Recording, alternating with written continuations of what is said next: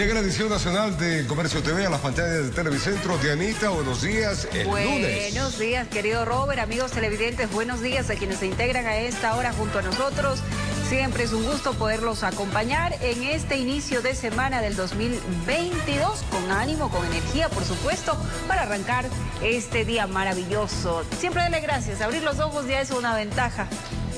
Es la primera semana laborable, así que desearles a ustedes todo el éxito del caso, que el año sea realmente extraordinaria. En pantalla podemos ver ya la edición nacional del diario El Comercio, que está en circulación en todo el país, la edición impresa.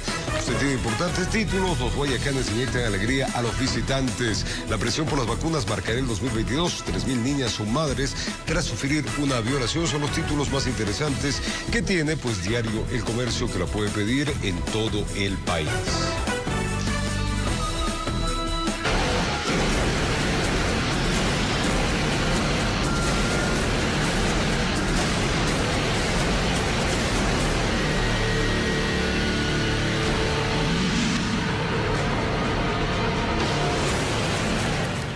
En algunas playas, aglomeraciones, la gente no entiende, ¿no? Sí. Sorpresas del fin de año. Enseguida les vamos a mostrar un resumen de las aglomeraciones que fueron grabadas durante el festejo de fin de año en varios cantones del Ecuador. Ahí, claro, no se cumplió el uso de mascarillas, distanciamiento social y lo establecido y solicitado por las autoridades. Mucho tiene que ver nuestra actitud también frente, porque la autoridad puede pedir, puede marcar, puede dar una ordenanza, pero somos nosotros los que debemos cumplirlo. Miren las imágenes donde nos sorprende aún el comportamiento humano, considerando que el virus no se ha terminado. Vean ustedes. Las aglomeraciones por fin de año fueron captadas en distintos puntos del Ecuador.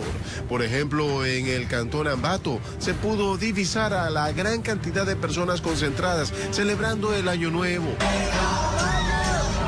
43.055 emergencias en Navidad versus 48.689 fin de año. Hay un crecimiento del 13%. No hubo distanciamiento, eso pese a que las autoridades han asegurado que todavía se tienen que cuidar de la pandemia. Quito con el 22% y Guayaquil con el 19%, el mayor número de libadores.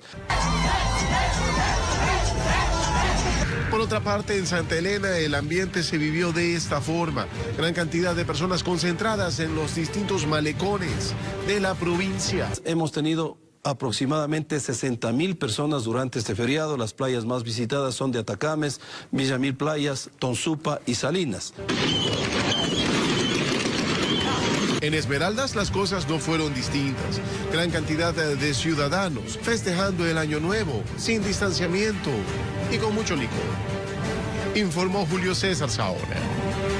Y una gran carga vehicular se registró la tarde y noche del domingo en la vía Loc Santo Domingo y la Panamericana Norte de la provincia de Pichincha, lo que obligó a las autoridades a realizar contraflujos en varios tramos de esta carretera. Según datos de la Agencia Nacional de Tránsito, han salido 450.000 personas. Ellas se movilizaron por los distintos terminales del país, siendo el de mayor actividad el de Guayaquil, Quito y Cuenca. El sistema de vigilancia ECO 91 registró que 1.233.235 ciudadanos se movilizaron en el territorio ecuatoriano durante este feriado de Año Nuevo. La esperanza de tener un futuro próspero y que la pandemia llegue a su fin fueron varios de los anhelos de la ciudadanía para este nuevo año. Siguiendo las recomendaciones del COE Nacional, las familias ecuatorianas recibieron el 2022 entre medidas de bioseguridad, tradiciones y alegrías por tener la oportunidad de estar junto a sus seres queridos. Pese a las restricciones y las medidas de bioseguridad, los ecuatorianos se dieron modos para disfrutar del fin del 2021, realizando las respectivas tradiciones festivas de la época. En el sector de la avenida Amazonas, en el norte de la ciudad, una caravana con músicos, artistas, comparsas, viudas y monigotes recorrió las calles de La Mariscal, en conmemoración al tradicional concurso de... Así evitar cualquier tipo de riesgo en este sentido. En esta ocasión, las familias prefirieron recibir el año en su círculo más cercano.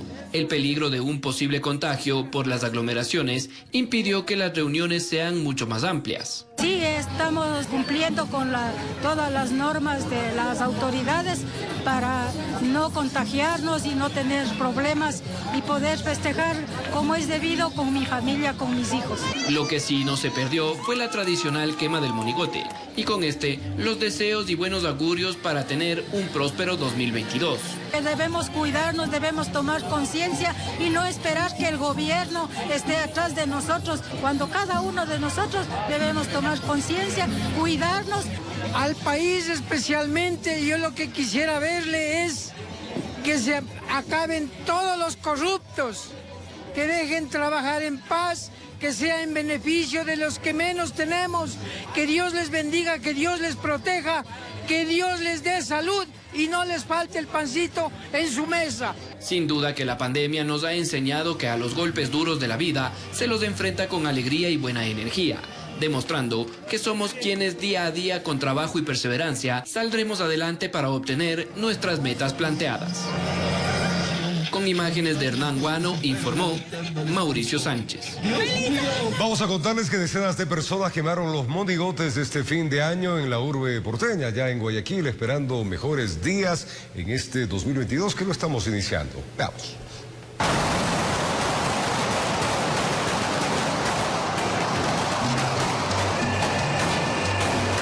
Guayaquil se volvió una explosión de alegría y una fiesta, la cual se expresó en las calles de la urbe. Decenas de monigotes eran quemados en la vía pública y con esto esperanzas nuevas surgían entre todos los presentes. Y es que Guayaquil no dejó a un lado esa tradición de despedir el año con fuego y camaretas. Pese a que hay alerta del Omicron, las tradiciones guayacas son intocables. Que el año que viene que sea mejor que este de aquí.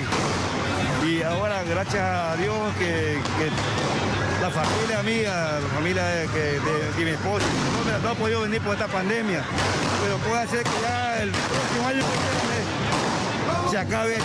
Muchos daban gracias por la salud, otros por el empleo, y es que finalizar un año en estos tiempos es de aplaudir. Un año que sea de éxito y bendiciones para toda nuestra familia, y que sea un año muy bendecido, y que ya muy pronto se vaya el COVID, y podamos tener una vida bien alegre. ¡Que viva Guayaquil! ¡Que viva Barro Garay! ¡Que viva!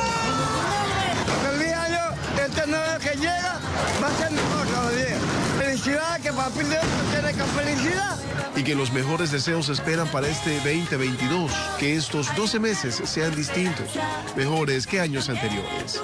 Informó Julio César Saona. Este 2022 se alista el regreso progresivo a clases presenciales en el país. Distintos establecimientos educativos de la zona 8 preparan protocolos de bioseguridad. Que en este 2022 se apunta a que el sector de la educación poco a poco regrese al modo presencial. Esto es algo que más que nada se aplica para las instituciones fiscales. La idea es hacer regresar progresivamente a los alumnos, pues dentro de poco se cumplirán 2 años de que las aulas están vacías y todo se lo realiza por medio de plataformas educativas. La subsecretaria de Educación aseguraba que planifica minuciosamente el regreso a las aulas. Estamos aquí en la unidad educativa Tránsito Amaguaña, aperturando el año escolar gracias a que se han sumado al retorno progresivo donde más de el 40% de las instituciones educativas en nuestra institución ya están en retorno progresivo. Esto se da luego de que las autoridades de educación hayan realizado las evaluaciones en los planteles. Pues esta escuela se suma, una escuela de más de 3.000 estudiantes. Hoy tenemos alrededor del 40% de los estudiantes que hoy día retorna a la presencialidad. Pero en algunos colegios particulares, esta medida también se va aplicando. Progresivo y voluntario. Han estado asistiendo aquellos estudiantes cuyos padres llenaron primero una encuesta y luego firmaron una carta de autorización. La idea es que para este nuevo año exista un número determinado de alumnos en los colegios. Desde junio han estado ingresando nuestros estudiantes, primero con un aforo del 30%, luego un aforo del 40%, en este momento tenemos el aforo del 50%. Informó Julio César Saona. Puede contarles que luego de 22 días de paralización del sistema de oleoducto transecuatoriano SOTE el pasado 30 de diciembre, pues finalizó la construcción de su séptima variante y se restableció el transporte del crudo. Con estas operaciones, el Ministerio de Energía permitió que se retome de manera paulatina las actividades en los campos petroleros y en las refinerías del país. Anticipándose a los tiempos establecidos en la planificación y tras un trabajo arduo de al menos 200 empleados de la estatal Petroecuador, el sistema de oleoducto transecuatoriano reinició el transporte de crudo desde la Amazonía hasta la costa ecuatoriana el pasado 30 de diciembre. Hemos concluido con la construcción de la séptima variante del SOTE, el sistema de oleoducto transecuatoriano.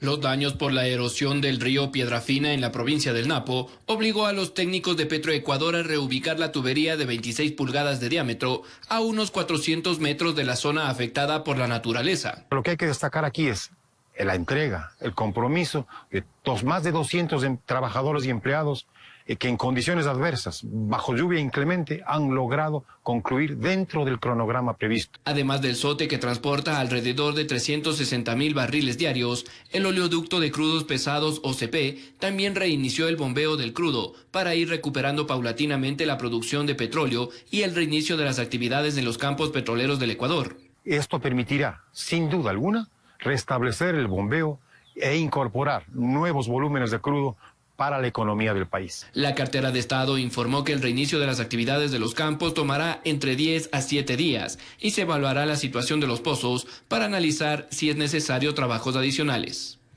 Informó Mauricio Sánchez. Varios acontecimientos han marcado los primeros meses de gobierno con una vacunación masiva que avanza, discrepancias con el legislativo, masacres en las cárceles, inseguridad, protestas y una posible destitución del jefe de Estado han hecho que las tensiones se incrementen. ¿Cómo ha sido el gobierno del presidente Lasso en estos 7 meses? Se lo contamos a continuación.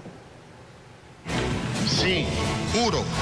Era el 24 de mayo cuando en Ecuador se posesionaba el presidente Guillermo Lasso. Entra en vigor el plan que tendrá como objetivo la vacunación en los primeros 100 días de gobierno. El 31 de mayo arrancó entonces el proceso de inoculación masiva. Más de 300 recintos de vacunación, más de 900 brigadas de vacunación. Y la meta de vacunación sobrepasó. Plan de vacunación 900 ha sido un éxito. El presidente había posesionado a sus ministros, entre ellos estaba el director de Creo, César Monge, con quien Lasso inició su camino político. Era su amigo incondicional, dejó el Ministerio de Gobierno al poco tiempo de ser su titular por un agresivo cáncer que acabó con su vida el 25 de julio. A la par, había tensión por los sicariatos e inseguridad en el país. Los amotinamientos empezaban, 21 PPL sin vida en las cárceles de Guayas y Cotopaxi. Los transportistas, por su lado, insistían en el subsidio focalizado a los combustibles. Esto porque estaba sujeto al incremento mensual a través de un sistema de bandas. Nos entregue lo antes posible el proceso de la focalización. Mientras tanto, ya estaban listos algunos proyectos de ley para enviar al legislativo. Se escuchaba entonces de una muerte cruzada si es que la Asamblea obstruía las propuestas gubernamentales. Y en caso de que la Asamblea no dé facilidad para la implementación de un programa económico moderno, pues la consulta popular es una alternativa. El mismo presidente acudió al plenario, presentó el proyecto de ley de Creando Oportunidades, que buscaba mejorar las condiciones laborales de los ecuatorianos, pero 5 días después, más tensión.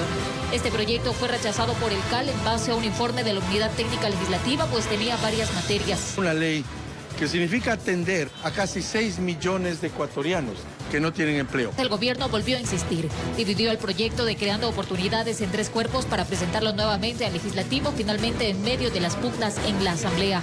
La Ley Orgánica para el Desarrollo Económico no fue aprobado, por ello entró en vigencia a través del Ministerio de la Ley. En este marco, el presidente Lasso anunció el proyecto de ley laboral para inicios del 2022.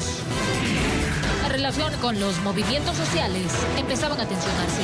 El 15 de septiembre se realizó una marcha en Quito, encabezada por Leonidas Issa. Salieron a las calles a exigir soluciones a los problemas económicos, sociales y políticos, además de rechazar la subida de los combustibles. ¡Nuevo octubre! vuelve, compañeras y compañeros. El primer mandatario decidió congelar el precio de los combustibles, pero eso no fue del agrado de los gremios. El 26 de octubre los indígenas, sindicalistas, trabajadores y demás salieron a protestar. Vamos a desarrollar todo un dispositivo para evitar el cierre de vías. Pero las cosas no terminaron allí. Las organizaciones afirman que retomarán las acciones de lucha para enero y el presidente no tardó en responder. Señor Leonidas Issa es un anarquista y lo vamos a enfrentar con todo el poder del Estado. El 28 de septiembre la situación en el país se agudizaba. 116 muertos tras violentos incidentes en la penitenciaría del litoral ponían al Ecuador en los ojos del mundo. El 13 de noviembre había otros 68 muertos y un estado de excepción que buscaba frenar la ola de violencia. Desde la cárcel se realizan operativos y se establecen operaciones de carácter delincuencial que se ven en el exterior. Presentaba un informe sobre la situación carcelaria y la inseguridad, donde se determinaban posibles omisiones e incumplimiento de funciones por parte del Estado al sistema de rehabilitación, y aunque el jefe de Estado firmó 2 decretos para indultar a los presos, este avanza a paso lento. Al término del año, el jefe de Estado se salvó de una posible destitución. La Asamblea rechazó esa moción por el caso Pandora Papers, que finalmente fue archivado por la Contraloría, y un nuevo salario básico para el país en el 2022. Será incrementado a $425. Informó Maribín Jaramillo. No se olvide que hay normativa de pico y placa este día lunes, que iniciamos semana nueva en este nuevo año. 1 y 2 no deben circular autos y motos entre 6 y 9 y 30 de la mañana y 16 horas y 21 horas. Y mucha atención, la última semana de diciembre se registró repunte de pacientes en el hospital del IESUR en Quito. Al regresar los detalles de esta y otras noticias, continúe con nosotros. Gracias por continuar en nuestra sintonía, amigos televidentes. Una tendencia al alza en los puntos de triaje del Hospital Centinela IESUR se registró en la última semana. De 130 pacientes diarios que se atendían con sintomatología respiratoria, ahora llegan 250 personas aproximadamente, por lo que la Casa de Salud ha entrado en fase 5 para atención al COVID. El número de personas que se acercan día a día a los hospitales con sintomatología respiratoria cada vez va en aumento. Sus familiares explican que pese a contar con las 2 vacunas, en algunos casos han presentado malestares que les hace sospechar de un posible contagio. Sí, me llamó porque estaba con síntomas de gripe y me vino para acompañarle aquí a ver qué pasa. Hay que descartar el contagio porque siempre hay que tratar de hacerse ver con un leve síntoma. Hay que venir a hacerse ver a ver qué pasa, aunque él ya tiene las 2 vacunas, pero le falta la tercera todavía. Dicen que lamentablemente no solo dependen del cuidado propio que tengan, sino que también de la responsabilidad de los que los rodean para que no lleven el virus a casa. Bastante gente que está contagiándose, tantas fiestas, tantas cosas que se han presentado por fin de año. En la última semana, un repunte significativo se registró en el Hospital Centinela IESUR de Quito.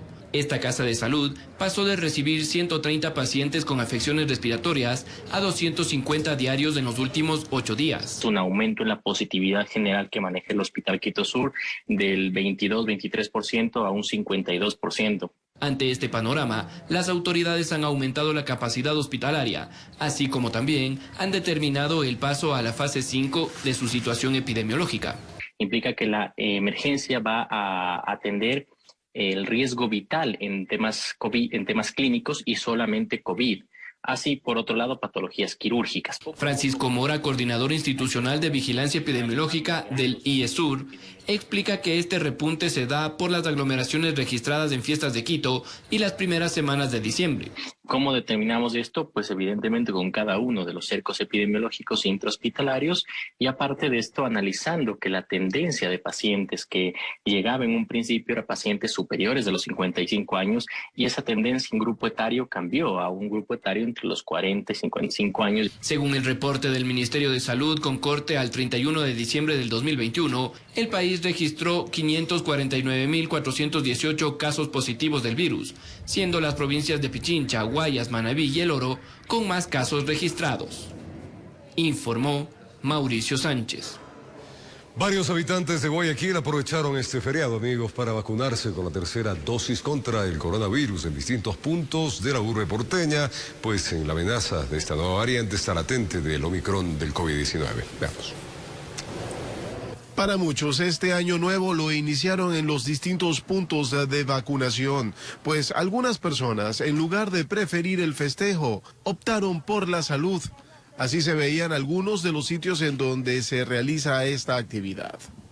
En Bastión Popular, varias eran las personas que hacían fila para poder recibir la tercera dosis. Gracias a Dios ya poniéndome la tercera vacuna y recomendándole a todas las personas que se vacunen, porque hay personas que no se vacunan, no quieren vacunarse, que se vacunen para prevenir la enfermedad. Que esta es una manera de empezar el 2022, quizás con mayor salud, para evitar que el virus se siga expandiendo en la ciudad. Hacerle el llamado a los que no quieren hacerse vacunar, que es muy bueno porque imagínense con esta epidemia que estamos. Entonces le hago un llamado a todos los que no se vacunan. En la Marta de Roldós la situación no era distinta. Poco a poco recibían sus dosis. Poder mantener la inmunidad, más que nada, y que asimismo la población restante pues no sea afectada por gente que no desea vacunarse, porque eso afecta a los demás. Era una forma de evitar que el COVID nos sorprenda en este año nuevo. Y que este tipo de campañas continuarán durante todo el año. Lo que se busca es evitar que se expanda el virus, informó Julio César Saona. Fue en mayo de 2021 cuando se posicionó la nueva Asamblea Nacional. Se esperaba que ésta se recupere de la baja credibilidad del 10% que dejó el periodo pasado, pero los escándalos, denuncias de corrupción y una fragmentación política que no permite avanzar dificulta que el legislativo recupere su imagen y que permita la gobernabilidad. El 2021 fue un año de tensión política y cabildeos en la Asamblea Nacional. Se esperaba una mayoría conformada por Creo, el correísmo y el Partido Social Cristiano, pero este pacto no se cumplió. Los líderes Jaime Nebot y Rafael Correa criticaron al presidente Lasso. Nunca esperé gratitud, lealtad o nobleza. Eso no va con usted. El gobierno, por su parte, apostó por formar una mayoría con Pachacuti, Izquierda Democrática y asambleístas independientes, llevando a poner como titular del Parlamento a Guadalupe Llori. Nos han dado esta gran oportunidad de poder trabajar de manera conjunta. En medio de este panorama, 10 asambleístas se cambiaron de partido. Algunos independientes hicieron afín al gobierno. Estamos para darle gobernabilidad al presidente de la República. Guadalupe Llori heredó una baja credibilidad de la Asamblea Nacional. No transcurrió ni un mes de la posesión y los escándalos se hicieron presentes. Si roben bien, justifiquen bien. La asambleísta Rosa Cerda fue sancionada. Quien también estuvo en la mira fue la presidenta Llori por procesos de compra y contratos con altos precios. Como se trata de un proceso previsto para el 2022, he dispuesto que se suspenda su ejecución. A la luz también salieron denuncias de presuntos actos de corrupción. La señora Lindao asegura que la asambleísta Jiménez le habría ofrecido un cargo por $6.000. Yo no he generado ningún cargo público, todo lo que me acusan es mentira. Bella Jiménez del Partido Izquierda Democrática fue destituida. A quien también se lo denunció por presuntos cobros a sus colaboradores fue a Egner Recalde. En ningún momento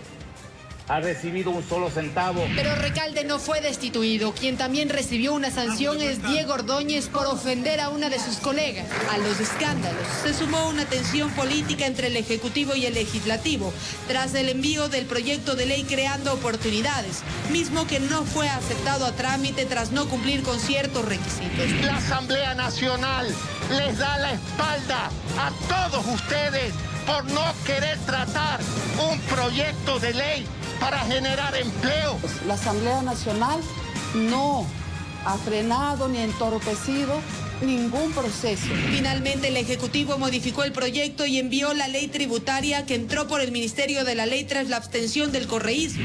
Este pacto que lo tuvo Correa con el presidente de la República Lasso. Nosotros lo hemos denominado el pacto del indulto.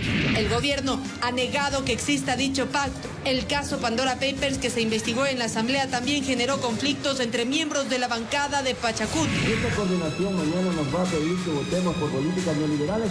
No vamos a obedecer, nos declaramos en rebeldía. Pero para el jefe de Pachacuti, esta división responde a intereses de la CONAI. Es que ellos quieren imponer su radicalismo en el ámbito de la administración pública y nosotros no estamos de acuerdo con el radicalismo, ¿no? En sus primeros 7 meses de gestión, la Asamblea Nacional aprobó 20 leyes y realizó 4 juicios políticos contra el ex defensor del pueblo Freddy Carrión, el ex contralor Pablo Celi, el ex superintendente de compañías Víctor Anchurdia y el ex ministro de Energía René Ortiz. A la Asamblea Nacional le espera un 2022 con temas álgidos a tratar, como la ley de aborto en casos de violación y una ley laboral que deberá ser enviada por el Ejecutivo. Informó Valeria Navarro. Y una filtración de documentos sobre paraísos fiscales realizada por el Consejo Internacional de Periodistas provocó que la Asamblea investigue al presidente Guillermo Lasso, esto para determinar si incumplió la ley que prohíbe a funcionarios tener bienes en empresas offshore. Sin embargo, la Contraloría resolvió archivar el caso, pues concluyó que se había desvinculado de ellas antes de su postulación. Belize, Samoa. Es otra filtración de 12 millones de documentos de 14 bufetes de abogados, especialistas en la creación de sociedades en paraísos fiscales. 600 periodistas del consorcio internacional empujaron los Pandora Papers. These documents, for the very first time, is actually showing the U.S. as a tax haven itself. 14 jefes de Estado y exmandatarios de América Latina, entre ellos Sebastián Piñera y Guillermo Lasso. El 7 de octubre, con 104 votos, la Asamblea decidió que la fiscalización por el supuesto incumplimiento de la ley, que prohíbe a candidatos y funcionarios tener empresas offshore, debía ser asumida por la Comisión de Garantías Constitucionales. Y sigue siendo un funcionario público, a igual que nosotros los asambleístas. Lo convocaron el 20 de octubre, pero en una carta señaló que tiene derecho a conocer con anterioridad las aseveraciones previas, antes de dar su versión. De hecho, los invitó a Palacio para el cometido. Esta comisión no se va a prestar para el juego y el show político de ir a hacer fiscalización a domicilio. El presidente ha sido claro de que él va a dar la cara donde sea necesario, pero no para tratar de responder a las dudas que tienen cierta mañosería por detrás. Manifestó además que ni la Asamblea y tampoco la Comisión son órganos competentes según la misma ley. Ellos decidieron convocar a su esposa e hijos, quienes explicaron que al no ser funcionarios no están obligados. Entonces, con las autoridades acudieron el secretario general de la Administración Pública y la directora del SRI a juzgar. El promedio de esa tasa efectiva es del 21% y el señor presidente, conforme sus declaraciones realizadas en los diferentes años, tiene una tasa efectiva de alrededor del 35%. El 5 de noviembre, 6 asambleístas de UNES y Pachacútec aprobaron el informe que sugirió se levante el sigilo de la información transaccional y patrimonial en las instituciones. También que se lo convoque al Pleno, pues según los 6 parlamentarios habría violado la ley, generando una grave crisis política y conmoción interna. Más allá de lo que pueda hacer el Pleno de la Asamblea Nacional, hay instancias como la Fiscalía y la Contraloría quien debe seguir investigando. Para eso tratar de generar una idea de conmoción social y justificar lo que pretendían hacer, destituir al presidente de la República. Pero el asambleísta de Pachacútec, Edgar Quesada, fue la primera piedra de toque para el oficialismo. No había una justificación de conmoción social. Nosotros al menos vamos a evaluar de manera muy detenida qué pasó con el compañero presidente que a último momento cambió. Si es posible retirarle ese punto para trabajar en los otros artículos, nosotros no teníamos problema. De hecho, las posturas divergentes no solo afloraron en el movimiento indígena. Sería totalmente erróneo que esta comisión solicite un juicio político al presidente de la República. ¿Para ustedes no creen que es suficiente conmoción social? ¿Suficiente conmoción política? Sobre la supuesta alteración, el exasambleísta Andrés Páez interpuso una denuncia por falsedad ideológica. La Fiscalía inició una indagación previa. El 10 de noviembre informó que entregó toda su documentación a Contraloría, órgano competente según la ley esgrimida. Certificados apostillados por Trident Trust Company, que dijo, confirman no tenía vinculación de propiedad ni administración con el banco panameño Banisi. Contraloría aún no se pronuncia. Mientras, ayer la presidenta de la Asamblea no le dijo cuándo va a convocar al Pleno para el informe de Pandora Papers, porque allí hay un informe de mayoría y minoría, presidente. No me lo ha dicho. No es un asunto que por ahora me quita el sueño ni me preocupa. La preocupación mía está en la seguridad de los ecuatorianos, especialmente en aquellos privados de libertad. El 7 de diciembre, Contraloría informó el archivo del proceso por no haber encontrado elementos objetivos que demuestren infracción a la ley. El mismo día, UNES y Pachacutic no lograron cohesionar los 70 votos que buscaban aprobar el informe de mayoría y destituir al presidente por una supuesta grave crisis política. La izquierda democrática mocionó exhortar al mandatario para que acuda al Pleno y allí aparecieron 82 votos, con la mitad de Pachacutic. Informó Jorge Escobar. Y al regresar, amigos televidentes, el presidente Lasso designó a Juan Carlos Holguín como nuevo canciller de Ecuador. Los detalles de esta y otras noticias al regresar. Gracias por continuar en nuestra sintonía, amigos televidentes. El presidente de la República, Guillermo Lasso, a través de su cuenta de Twitter, anunció la salida de Mauricio Montalvo del Ministerio de Relaciones Exteriores para desempeñar nuevas actividades que serán informadas este lunes 3 de enero. En su reemplazo, el nuevo canciller de la República será Juan Carlos Holguín, quien estuvo como embajador itinerante ad honorem de la República para temas estratégicos y lideró el equipo de transición del mandatario antes de tomar el poder. Montalvo dejará su cargo tras estar 9 meses al frente de la Cancillería, en donde lideró las reuniones con la Comunidad Andina de Naciones.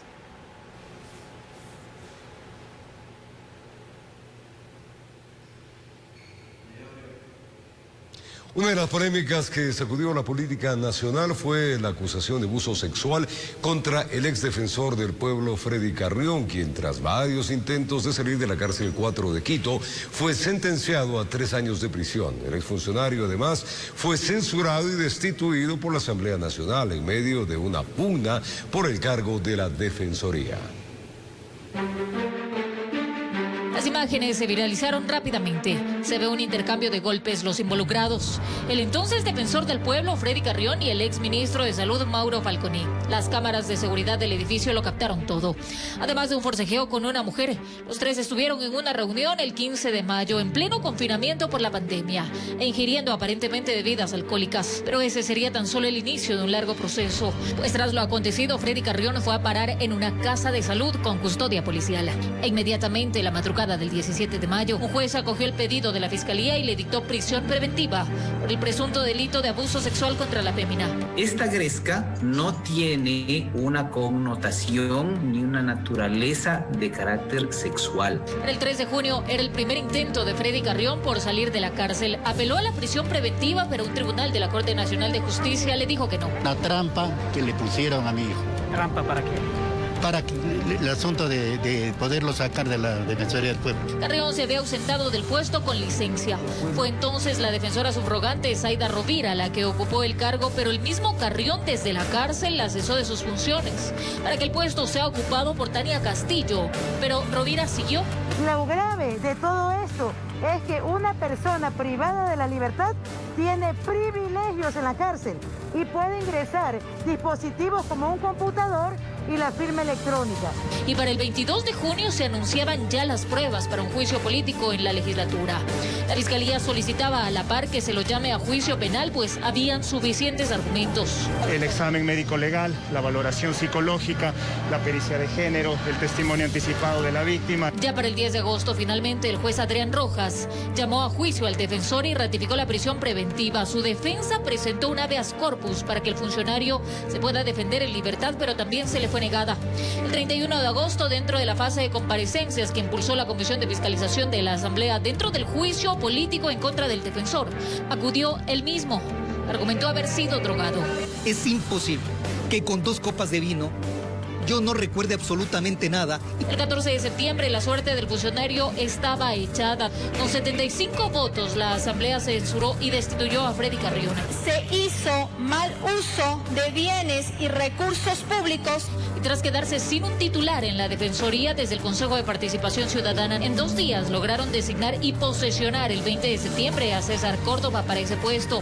Él era secretario del Consejo de Participación, lo que fue cuestionado en la asamblea. El 20 de octubre Freddy Carrión se presentó con 55 abogados defensores en la Corte Nacional de Justicia. Guardaba la esperanza de buenas noticias en la audiencia de juzgamiento, pero 3 años de cárcel fue sentenciado por el delito de abuso sexual. No se ha podido justificar por qué lo van a detener 3 años por un delito que no ha cometido. Ahora resta la elección del defensor del pueblo definitivo, informó Marilyn Jaramillo. Por abril de 2021, las noticias sobre corrupción siguieron sonando en los medios de comunicación del país. Así, del caso denominado Las Torres, se desprendió una serie de investigaciones por presuntos sobornos millonarios que, entre otras acciones, buscaban desaparecer glosas. El excontralor Pablo Celi y el exsecretario de la Presidencia, José Augusto Briones, fueron algunos de los detenidos.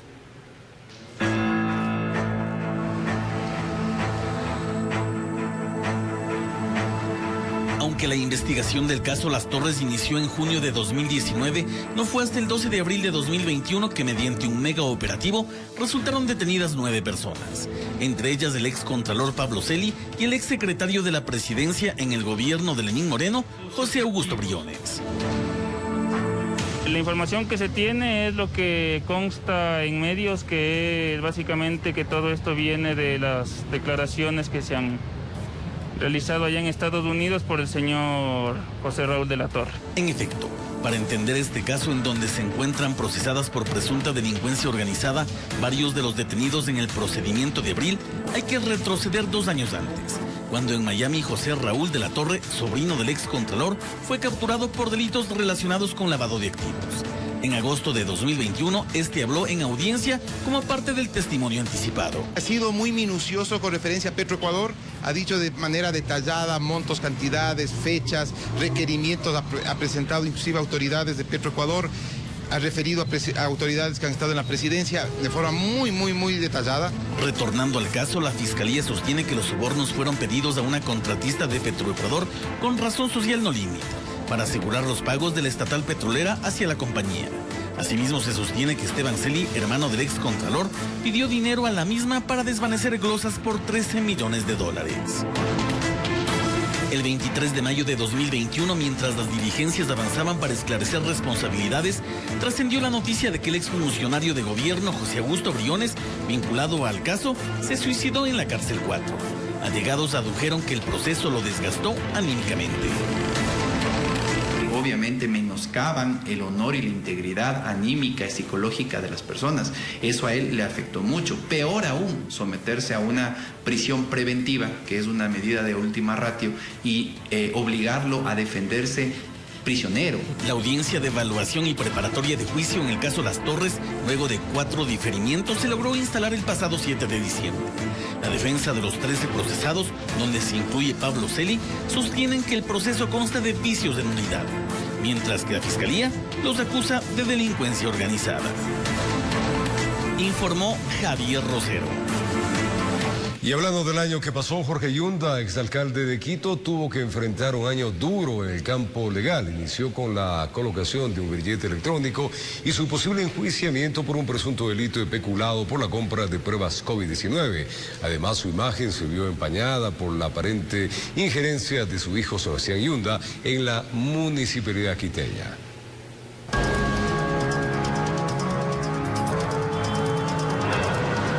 Sin duda, los amantes de la cartomancia más que nadie saben que en el 2021 las cartas no le favorecieron a Jorge Yunda. Al en ese entonces alcalde de Quito, ni bien iniciado el año, en febrero, se le colocó un grillete electrónico como alternativa a la prisión preventiva, disposición del presidente de la Corte Provincial de Pichincha, Vladimir Jaya, que la cumplió en medio de regañadientes. En mi vida he recibido muchos galardones, pero esta es especial.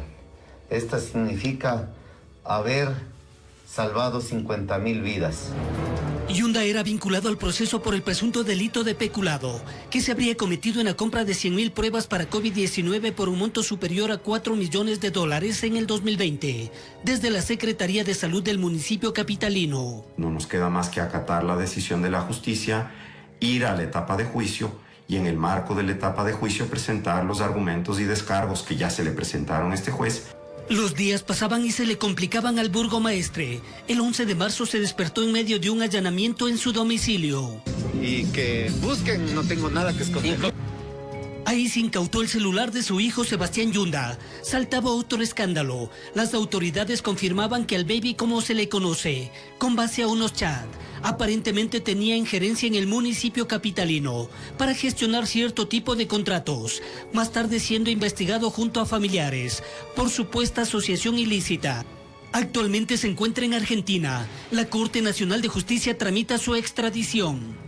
Es una estrategia no acudir y él no puede ser juzgado si no está presente aquí. No tiene que ver nada con estrategia. Quizás la fecha más fúnebre para Jorge Yunda fue el 29 de octubre. Ese día definitivamente dejó de ser alcalde tras el pronunciamiento de la Corte Constitucional y era sentado en el banquillo de los acusados cuando arrancó el juicio en su contra como autor mediato de peculado. Que triunfe la justicia, que nunca hicimos nada malo, nunca cometimos ningún delito de peculado. ¿Es político esto? 100%. ¿Qué es lo que se quería? ¿Destituirle, sacarle a Jorge Yunda? Bueno, el tema es que en este proceso penal no hay un solo elemento de prueba. 13 personas más son procesadas como autoras y coautoras, entre las que están Lenin Mantilla y Jimena Barca, quienes estuvieron al frente de la Secretaría de Salud, y la ex colaboradora Linda Guamán. No deberíamos estar juzgando las pruebas en base a comentarios académicos, periodísticos. Entonces, ¿el error de dónde viene al calificarle estas como chimba? Del desconocimiento técnico.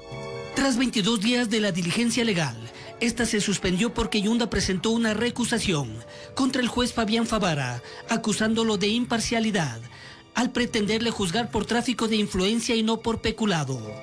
En diciembre, y ya para cerrar el 2021, Yunda logra un triunfo legal al ser aceptado el recurso. Existe una apelación presentada por el doctor Fabián Favara. Esa apelación deberá resolverse, pero aquí existe una causa sui generis que, mientras se resuelve la apelación, no le deja sin efecto la salida del doctor Favara. Resuelto esto, Yunda deberá dar nuevamente la cara a la justicia, pero quizás con otros jueces. Informó Héctor Romero. Y al retornar, Europa cerró el año con cifra récord de nuevos contagios y restricciones en dichos países. De esto y más te contamos al retornar. Una pausa y venimos.